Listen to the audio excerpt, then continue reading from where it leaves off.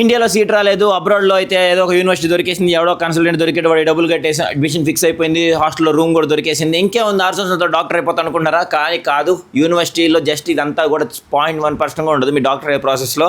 యూనివర్సిటీలో కొన్ని రూల్స్ ఉంటాయి, ఆ రూల్స్ అన్ని ఓన్లీ ఫారెన్ స్టూడెంట్స్ కొంచెం డిఫరెంట్గా ఉంటాయి, కొంచెం కష్టంగా ఉంటాయి, అన్నీ మనం ఫాలో అవ్వాల్సిందే. Rules are made to be broken అని చెప్పి అక్కడికి వెళ్ళి పిచ్చి వేషాలు వేసేస్తే మాత్రం డైరెక్ట్గా ఇండియాకి డిపోర్ట్ చేస్తారు. ఈ విషయాలన్నీ ఏ కన్సల్టెంట్ కూడా చెప్పడం అనమాట, ఎందుకంటే ఏ ఒక్క నెగిటివ్ పాయింట్ కూడా వాడు చెప్పడు దాని గురించి. వీడియో మాత్రం ఫుల్గా చూడండి. ఇక్కడ మాత్రం కన్సల్టెంట్ దగ్గర డిస్కౌంట్లు అడిగినట్టు ఈ వీడియోలో కూడా చూసేటప్పుడు డిస్కౌంట్ అడగకుండా ఫుల్గా చూడండి, ఎందుకంటే ఎలాగో వాడు ఎవడో చెప్పడు కన్సల్టెంట్ ఈ రూల్స్ అన్ని. కనీసం ఎక్కడన్నా చూసుకోవాలండి, అక్కడికి వెళ్ళిన తర్వాత చూసుకుంటానంటే కుదరని పని. ఎవడన్నా నాకు ముందు చెప్పుంటే మాత్రం చాలా బాగుండేదని ఫీల్ అవుతున్నాను నేను. రష్యా దేశంలో ఫారెన్ స్టూడెంట్కి ఎంబీబీఎస్ చేస్తున్న ప్రతి ఒక్కళ్ళు ఫాలో అవ్వాల్సిన కొన్ని ఇంపార్టెంట్ రూల్స్ గురించి చెప్తాను చూడండి. దీంట్లో కొన్ని డాక్యుమెంటేషన్ రూల్స్ ఉంటాయి, కొన్ని యూనివర్సిటీ రూల్స్ ఉంటాయి, కొన్ని హాస్టల్ రూల్స్ ఉంటాయి, ఇంకా కొన్ని మెయిన్ ఇంపార్టెంట్.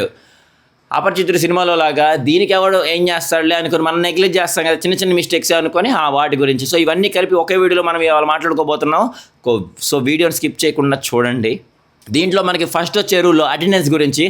అటెండెన్స్ అంటే మనం ఏముందిలే, ఎక్కడైతే 79%, 80%, సో దాన్ని బట్టి మేనేజ్ చేసుకోవడం. కొంచెం ఎక్కువైనా సరే కింద మీద కమిషన్లు ఇచ్చి డబ్బులు ఇచ్చి ఏదో ఒకటి మేనేజ్ చేసుకోవడం అనుకుంటారు, కానీ అక్కడ అలా కుదరదు. అక్కడ 100% అటెండెన్స్. వాళ్ళ ప్రకారం ఏంటంటే, ఇప్పుడు ఒక మెడికల్ స్టూడెంట్ అనే అతను ఇంకొక ప్రాణం కాపాడాల్సిన ప్రొఫెషన్ కాబట్టి అతనికి ప్రతి ఒక్క క్లాస్ ఇంపార్టెంట్, ఏ క్లాసు మిస్ అవ్వడానికి లేదు.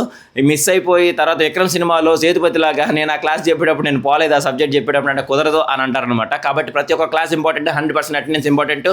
ఎందుకు ఇది ఇంత గుచ్చి నేను చెప్తున్నానంటే సారీ, ఇక్కడ మనకేంటంటే ఎవరు చెప్పరు ఇది మీకు ఇంపార్టెంట్ అని చెప్పి. ఇండియాలో అయితే మనం ఈ రోజు క్లాస్కి ఎందుకు రాలేదు, రేపు ఎందుకు క్లాస్కి రాలేదు, సో ఇలా చాలా వాటికి మనకేంటంటే ముందే చెప్తారు అది ఎంత ఇంపార్టెంట్ అని చెప్పేసి, ఎగ్జామ్స్లో కానీ అకాడమిక్స్లో కానీ ఎలా ఎఫెక్ట్ చేస్తుందని. ఇక్కడ మనకి చాప కింద నీరులాగా ప్రాబ్లం అక్యుములేట్ అవుతూనే ఉంటుంది. మీరు ఆప్షన్స్ పెడతానే ఉంటాం, మనల్ని ఎవరు ఏమి అనరు, మనల్ని ఒక మాట అనరు, మనకి ఏ సర్క్యులర్ రాదు, మన ఎన్ని డేస్ ఆప్షెంట్ అయినా కానీ ఎగ్జామ్స్లో కూడా దాని ఎఫెక్ట్ కనపడదు. టు బీ ఫ్రాంక్, ఇంకా కొంచెం లిటిల్గా మాట్లాడాలంటే ఫస్ట్ ఇయర్ అయిపోయిన తర్వాత, ఒక సంవత్సరం అయిపోయిన తర్వాత కూడా మనకి ఎవరు కూడా దాని ఎఫెక్ట్ తెలియదు అనమాట. సడన్గా సెకండ్ ఇయర్లో థర్డ్ ఇయర్లోనే ఎఫెక్ట్ తెలుస్తుంది. ఏది ఫస్ట్ ఇయర్లో మనం పెట్టిన ఆప్షన్స్కి సెకండ్ ఇయర్లో థర్డ్ ఇయర్లో ఎఫెక్ట్ తెలుస్తూ ఉంటుంది. సో ఏదేమైనా సరే అటెండెన్స్ మాత్రం మిస్ చేయడానికి లేదనమాట. ఎందుకంటే స్టూడెంట్స్ ఎక్కువయ్యారు, స్టూడెంట్స్ని తీసేయాలి అనే ఒక పాయింట్ వచ్చినప్పుడు, అదొక సమస్య వచ్చినప్పుడు ఫస్ట్ పట్టుకునే మెయిన్ పాయింటే అటెండెన్స్.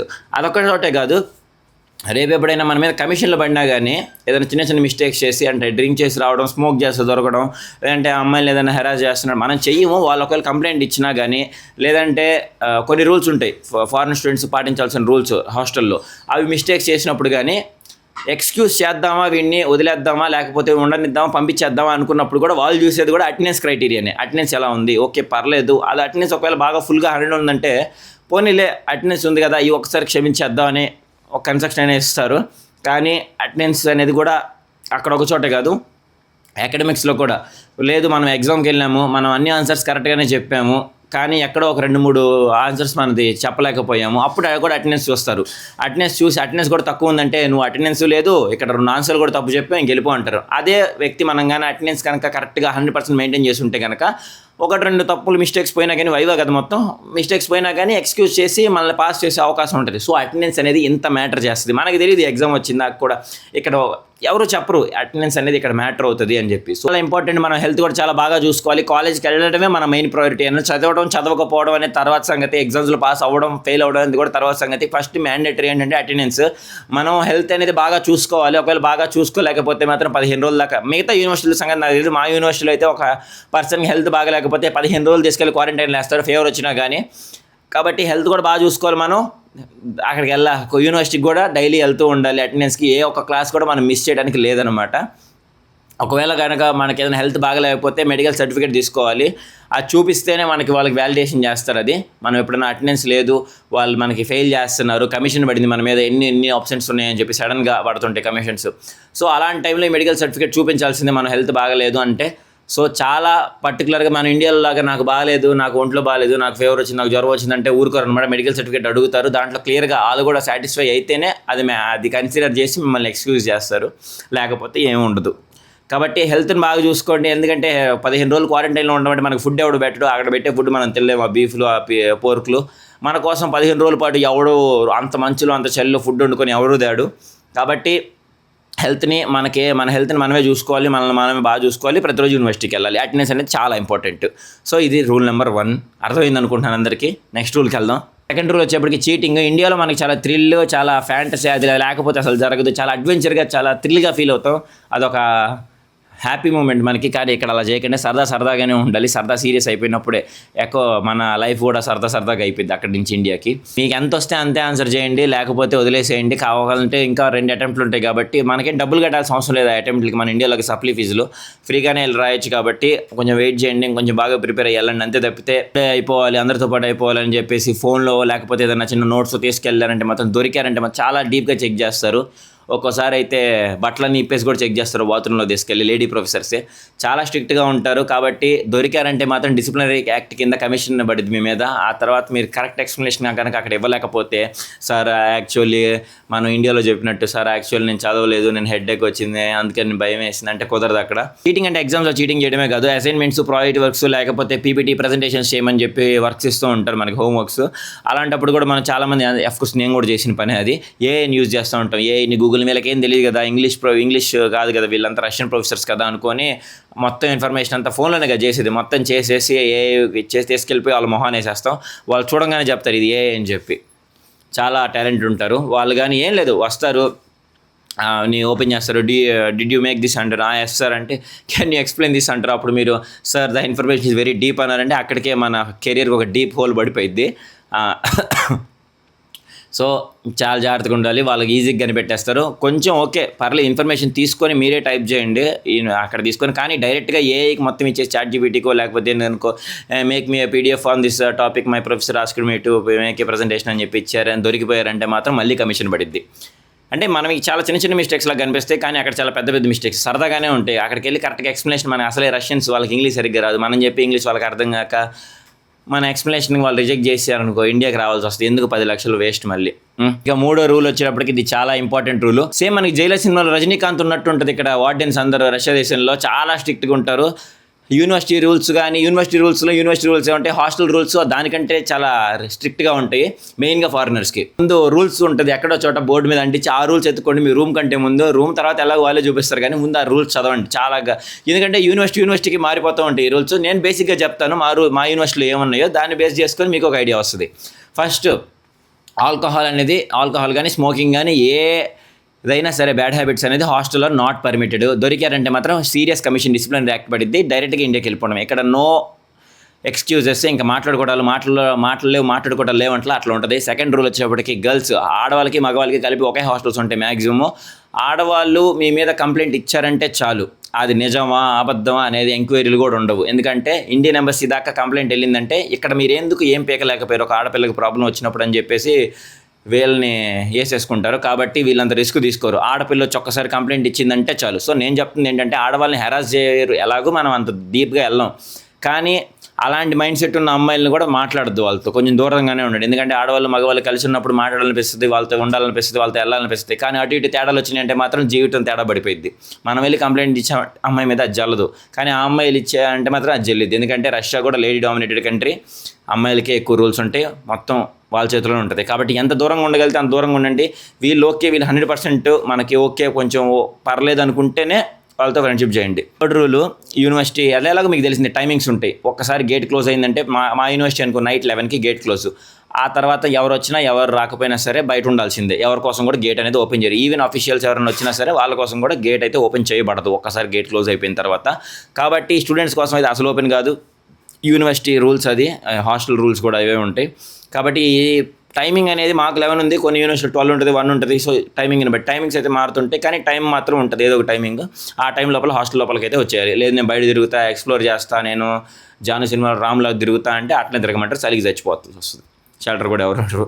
సో ఇది ఇంకొకటి, వాల్యూమ్ కూడా ఎక్కువ పెట్టకూడదు రూమ్స్లో. కానీ మా బర్త్డే అంటారు, వార్డెన్ వచ్చి మా బర్త్డే మేడం అంటే ఓకే హ్యాపీ బర్త్డే చెప్పి నేను సీదా డీన్ దగ్గర తీసుకెళ్ళేది కమిషన్ వేయడానికి. సో అవి కూడా మనకి రెస్ట్రిక్టెడ్. రూమ్లో ఇది స్మోక్ డిటెక్షన్ మిషన్స్ ఉంటాయి. మనకి పూజలు చేసుకుంటాను, నేను అగరబత్తులు పెడతాను లేకపోతే సిగరెట్ తాగుతానంటే కుదరదు, అది డిటెక్ట్ చేస్తుంది. అండ్ ఇంకొక విషయం, ఎలక్ట్రానిక్స్ కూడా నాట్ అలౌడ్ మ్యాక్సిమం హాస్టల్స్ నాకు తెలిసి.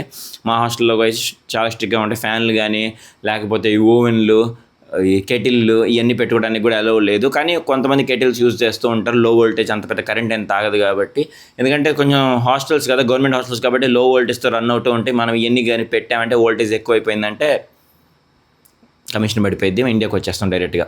కాబట్టి ఇవి కూడా యూనివర్సిటీ హాస్టల్ రూల్స్ కింద వస్తే కొంచెం జాగ్రత్త చూసుకోండి. హాస్టల్లో సడన్గా చెకింగ్ వస్తూ ఉంటుంది, సర్ప్రైజ్ చెకింగ్ అని చెప్పేసి డీనే వస్తుంది ఒక్కోసారి డైరెక్ట్గా. రూమ్ హైజీన్గా ఉందా లేదని చెప్పి ఒక డాక్టర్ ప్రొఫెషన్గా ఒక ఏంటది ఒక్కోసారి సడన్గా కమిషన్లు వస్తూ, ఒక్కోసారి సడన్గా రైడింగ్ వచ్చినట్టు, ఒకసారి హోటల్లో పోలీసులు రైడింగ్ వచ్చినట్టు సడన్గా ఒకసారి రైడింగ్ వచ్చేస్తారు యూనివర్సిటీకి సంబంధించిన ఆఫీషియల్స్. ఆ టైంలో రూమ్ అంతా చాలా నీట్గా ఉందా లేదా, హైజీన్గా మెయింటైన్ చేస్తున్నారు లేదా, అంటే మన ఫ్యూచర్ డాక్టర్స్ కదా, ఎంత హైజీన్గా మనం ఉంటున్నామని చెప్పి దాని మీద కూడా కమిషన్ పడింది. రూమ్ ఒకవేళ క్లీన్గా లేదంటే మాత్రం తీసుకెళ్ళి సీదా కమిషన్ వేస్తారు, ఎందుకు నీ రూమ్ అంత దారుణంగా ఉంది అని చెప్పి. సో మన రూమ్ అంతా చాలా నీట్గా పెట్టుకోవాలి, హైజీన్గా పెట్టుకోవాలి. మన రూమ్మేట్ కదా వాళ్ళ క్లీనింగ్, వాడు చేయకపోతే నేను కూడా చేయనని మీరు పెట్టుకున్నారంటే వాడు వచ్చిన తర్వాత వాళ్ళకి ఎన్ని చెప్తే కుదరదు, వాడు డిమాండ్ అంటారు నేను చేయలేదంటే. సో మన రూమ్ కాబట్టి ఒకవేళ మన రూమ్మేట్ చేయకపోయినా సరే కొంచెం స్టాండ్ తీసుకొని, మనం ఉంటున్న రూమే కాబట్టి ఊడ్చుకుంటే తప్పేమీ లేదు. వాడు చేయకపోయినా సరే మీరు చేయండి. పంతాలకు పోయి ఈగోలకు పోయి వాడు చేయట్లేదు కదా నేను ఎందుకు చేయాలనుకున్నారంటే మాత్రం మీ మీదే కమిషన్ పడింది, ముగ్గురు మీద పడింది. అవసరమా మనకి ఏదో 4 అడుగులు వేసి క్లీన్ చేసుకునే దానికి? సో ఇది కూడా కొంచెం గుర్తుపెట్టుకోండి. రూమ్ అంతా చాలా డైలీ క్లీన్ చేసుకోండి, డైలీ నీట్గా పెట్టుకోండి. వంట చేసుకున్న ఏమైనా తిన్నా కానీ ఏ లెఫ్ట్ ఓవర్స్ కానీ రూమ్లో ఉంచుకోవద్దు. రూమ్ ఎంత క్లీన్గా ఉంటే అంత మంచిది.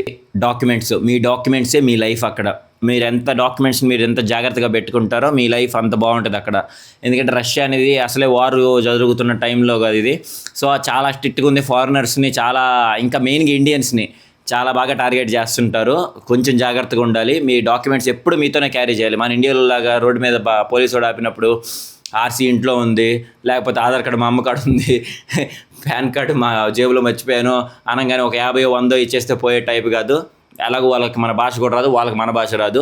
సీదా కాలర్ పట్టుకొని లాక్కి లోపలేస్తారు, ఆ తర్వాత చూసుకుంటారు అక్కడ ఏమైనా సరే. కాబట్టి ఎప్పుడైనా సరే మీ documents first passport green card అని ఒకటి ఉంటుంది మనకు ఆధార్ కార్డు లాగా.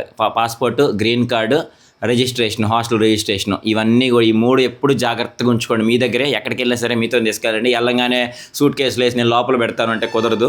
అన్నీ మీ దగ్గరే పెట్టుకోండి. ఎక్కడికి వెళ్ళినా సరే క్యారీ చేసుకోండి. మెయిన్గా బయటికి వెళ్ళేటప్పుడు డబ్బులు ఉన్నాయా లేదా అనే దానికంటే కూడా ఇవి ఉన్నాయా లేదా చూసుకొని బయటికి వెళ్ళండి, ఓకేనా? ఇది చాలా ఇంపార్టెంట్ రూల్. అక్కడికి చాలామంది స్టూడెంట్స్ ఇబ్బంది పడుతున్న రూల్ అది కూడా. కాబట్టి అందుకని ఒకసారి తర్వాతది పార్ట్ టైమ్స్ గురించి. చాలామంది ఎంతోమంది ఎవడో నేను చేస్తున్నాను, మా అన్న చేస్తున్నాడు, మా తమ్ముడు చేస్తున్నాడు, మా అక్క చేస్తుంది, ఇవన్నీ కాదు. పార్ట్ టైమ్స్ అనేది ఫారినర్గా ఒక స్టూడెంట్గా అక్కడ ఉండి చేయడం అనేది రాంగ్, అది కరెక్ట్ కాదు. యూనివర్సిటీ నుంచి చాలామంది చెప్తున్నారు, యూనివర్సిటీ నుంచి ఒక స్ప్రాఫ్కా అనేది స్ప్రాఫ్కాకి దీనికి సంబంధం లేదండి. స్ప్రాఫ్కా వేరు, ఇక్కడ జాబ్కి మనం పార్ట్ టైంగా చేసేదానికి పర్మిషన్ వేరు. స్ప్రాఫ్కాకి అసలు దీనికి సంబంధమే లేదు. అసలు ఎవడు కనిపెట్టాడో మరి ఎవరు చెప్పారో కానీ స్ప్రాఫ్కా ఇస్తే దాని మీద మనం ఉద్యోగం చేసుకోవచ్చు అనేది. సో స్ప్రాఫ్కాకి దీనికి సంబంధం లేదండి. స్ప్రాఫ్కా అనేది వేరు. అది జస్ట్ ఏంటంటే మనం ఇక్కడ ఫారెన్ స్టూడెంట్గా మనం అక్కడ ఉంటున్నాము, ఇక్కడ చదువుకుంటున్నాము అనే ఒక ప్రూఫ్ అంతే. అది అంతే తప్పితే దానికి దీనికి ఎప్పుడైనా మనం మెడికల్స్కి వెళ్ళినప్పుడు మెడికల్ టెస్ట్కి వెళ్తూ ఉంటాం, సో అప్పుడు యూజ్ అవుతుంది తప్పితే అది మనం ఎప్పుడు పడితే అప్పుడు మనం ఎక్కడికి పడితే అక్కడికి వెళ్ళి పార్ట్ టైంలు చేసుకోవడానికి కుదిరేది కాదు. పోలీసు వచ్చినప్పుడు ఏదో ఎఫ్బిఐ లాగా అదేది సాయి శ్రీనివాసలాగా ఎఫ్బిఐ అని చెప్పి అది తీసి చూపించారనుకో మూతి మీద అంటారు. అలాంటి పనులు ఎప్పుడు చేయమాకండి. పార్ట్ టైమ్స్ అనేది చేయడం కరెక్ట్ కాదు. అంటే కరెక్ట్ కాదంటే రూల్స్ ప్రకారం మనం చేయకూడదు అంతే. వితౌట్ వర్క్ వీసా అనేది ఓన్లీ స్టూడెంట్ వీసా మీద ఉన్న మనము పార్ట్ టైం కూడా పార్ట్ టైం మీద కూడా ఎర్న్ చేయడానికి కుదరదు. వెకేషన్ టైంలో, సమ్మర్ హాలిడేస్ టైంలో అయితే ఓకే, మేబీ ఎక్స్క్యూజ్ చేయొచ్చు. కానీ according to the Russian rules ప్రకారం, ఇది సోవియట్ రూల్స్ ప్రకారం మనం అయితే చేయడానికి ఫారినర్స్కి పర్మిషన్ అయితే లేదు. ఎందుకంటే పార్ట్ టైం చేయడానికి అసలు మీకు పార్ట్ టైం చేయడానికి టైం కూడా దొరకదు. ఎందుకంటే పార్ట్ టైం చేయడానికి ఒక పర్టికులర్ టైం ఉండాలి కదా. మనకి ఎప్పుడైనా పొద్దున్న క్లాసులు స్టార్ట్ అయ్యి ఒక 5:30కి ఈవినింగ్ ఎండ్ అవుతుంటే 5:30 నుంచి నేను ఇంకా ఖాళీ సార్ నైట్ వరకు, నేను ఈ టైం నుంచి మాకు ఏదైనా పార్ట్ టైం పని దొరికిద్దా అని మీరు అడిగి పని చేసుకోవచ్చు. అసలు ఇవాళ 9 క్లాసులు అంటే పొద్దున, రేపు నైట్ 9కు ఉండొచ్చు, ఎల్లుండి మధ్యాహ్నం ఉండొచ్చు, ఆ తర్వాత సాయంత్రం ఉండొచ్చు. ఒకరోజు ఒక ఫిక్స్డ్ షెడ్యూల్ అంటూ ఉండదు. డైలీ ఒక డిఫరెంట్ షెడ్యూల్స్, డైలీ ఒక డిఫరెంట్ టైం టేబుల్ ఉంటాయి క్లాసెస్కి. సో ఇలా డిఫరెంట్గా ఉన్నప్పుడు మీరు ఏ టైం అని చెప్తారు అతనికి, కంపెనీ అతనికి నేను ఈ టైంలో వస్తానని చెప్పి నాకు నచ్చినప్పుడు నేను వచ్చి పని చేసుకోబోతాను, నువ్వు డబ్బులు ఇవ్వండి వాడు ఇస్తాడా? ఈ విషయాన్ని ఎందుకు కన్సల్టెంట్లు మీరెందుకు అడగరో, ఈ విషయాన్ని కన్సల్టెంట్లు ఎందుకు చెప్పరో నాకు ఇప్పటిదాకా కూడా అర్థం కాని విషయం అనమాట. సో అడగండి, ఇవన్నీ అడగండి. క్లాసులు టైమింగ్లు అట్టు ఉన్నప్పుడు ఎట్ట చేస్తారు? కొంతమంది పార్ట్ టైం చేసుకోవచ్చా అంటే చేసుకోవచ్చు అమ్మా, బ్రహ్మాండంగా చేసుకోవచ్చు, పార్ట్ టైం చేసుకోవచ్చు, ఫీజులు కూడా కట్టుకోవచ్చు అని అబద్ధాలు చెప్తుంటారు వాడికి కావాల్సిన ₹1,00,000 కోసం. సో ఇవన్నీ ఆలోచించుకొని ఏది చేయాలి, ఎలా వెళ్ళాలి, మనం నిజంగా వెళ్ళాలా లేదా అని ఆలోచించుకొని చేయండి, ఓకేనా. ఓన్లీ పార్ట్ టైం వాడెవడో చెప్పాడు కదా అని చెప్పేసి వాడికి ₹1,00,000 కట్టి అక్కడికి వెళ్ళకండి, ఓకేనా. సో ఇదొక రూలు గుర్తుంచుకోండి. యూనివర్సిటీ రూల్స్ని, యూనివర్సిటీ పంపిస్తున్న నోటిఫికేషన్స్ని అసలు ఇగ్నోర్ చేయొద్దు. ఇగ్నోర్ చేశారంటే మాత్రం దాని తీవ్రత ఏంటంటే చెప్పరు మనకి. ఫారెన్లో ఉన్న ప్రాబ్లం ఏంటంటే దాని తీవ్రత ఎంత ఉంటుంది అని మనకు చెప్పదు, మనకు తెలియదు. అసలు మనకు ఎక్కడున్నామో ఏం చేస్తున్నామో మన పాటికి మనం ఉంటామో అది జరిగిపోతుంటుంది. సో జాగ్రత్తగా ఉండండి. ఈ బయటికి రావాలంటే 6 years అన్నీ మూసుకొని వాళ్ళు చెప్పినవన్నీ ఈ రూల్స్ అన్నీ పాటించుకుంటా మన ఎప్పటికప్పుడు మన వీసా ఎక్స్టెన్షన్ చేసుకుంటా మన డాక్యుమెంట్స్ అన్నీ అప్డేట్ చేయించుకుంటూ ఉండాలి ఎవ్రీ ఇయర్. సో మన టైం ఎప్పుడు అయిపోయింది, మన టర్న్ ఎప్పుడు వస్తుంది మనమే చూసుకోవాలి, ఎవరు చెప్పరు. సో ఇవన్నీ ఫాలో అవ్వకుండా యూనివర్సిటీ రూల్స్ అన్నీ, హాస్టల్ రూల్స్ అన్నీ ఇట్లా సేఫ్గా ఫాలో అవుతూ వస్తే 6 years మంచిగా డాక్టర్ డిగ్రీ తీసుకుని వెనక్కి వస్తాం. లేదంటే అర్ధాంతరంగా మధ్యలోనే ఆపేసి వెనక్కి రావాల్సి వస్తుంది. సో వీడియో అయితే అర్థమైంది అనుకుంటాను. ఎవరైనా రష్యాకి అబ్రాడ్ ఎంబీఎస్ కానీ ప్లాన్ చేస్తుంటే వాళ్ళకి ఈ వీడియో షేర్ చేయండి మ్యాక్సిమం, ఎందుకంటే అబ్రాడ్ అన్ని కంట్రీస్లో ఎలాంటి రూల్సే ఉంటుంటాయి మన ఇండియన్స్కి, ఫారినర్స్కి. సరే వీడియో నచ్చినట్టయితే ఒక లైక్ వేసుకోండి. బాయ్, జై హింద్.